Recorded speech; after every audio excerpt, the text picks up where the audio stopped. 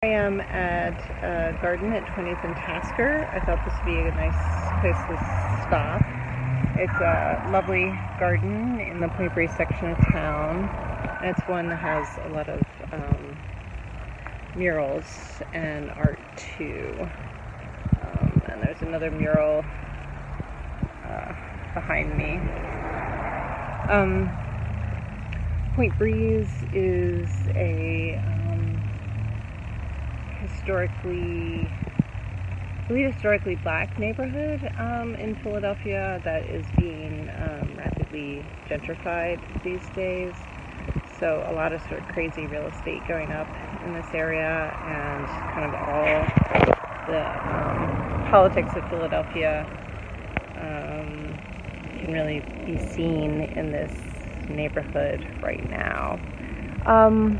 So teaching writing online week 9. You should be, at this point, you should have wrapped up your small group work designing for peer response. So that's something we'll continue to work with and think about. How do we do small group work online? How do we do peer conferencing online? How do we do teacher-student conferencing online? And also last week you started interviewing writers that you would be designing for. So you're probably still in the middle of that. So this week we won't have kind of a new making activity. We're going to continue with the interviews and continue to pull together the things that you've been learning and get them ready to use next week during week 10. And instead this week we're really going to look at assessment, and we're going to really think about what does assessment mean, first of all, and in what ways are we using assessment to support writers, and how do we do that in online spaces, and also with digital writing and online writing. So we want to, we'll start by looking at some work again by Troy Hicks called Assessing Students' Digital Writing.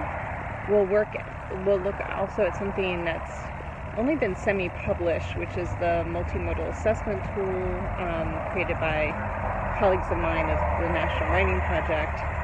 And then we'll look at some other work that's been developed, a rubric or a continuum, for example, called the Civic Writing Analysis Continuum. And this rubric has been designed by looking at civic writing that youth have been doing online and sort of describing what it is that makes a piece of writing strong, and creating a rubric both for teachers to support that kind of writing, as well as support writers themselves in doing sort of a self-analysis of their own writing and how to better improve it. So building off the idea that assessment, the root of assessment means to sit beside writers, we really want to think, how do we sit beside writers when we're teaching online? How do we provide guidance? What kind of tools and resources and processes can we use to support writers in developing and improving their work? And what kind of formative processes can we put into place in our teaching design that supports that kind of improvement along the way, and allows us to do sort of, as instructors and teachers, to do sort of regular check-ins with our writers.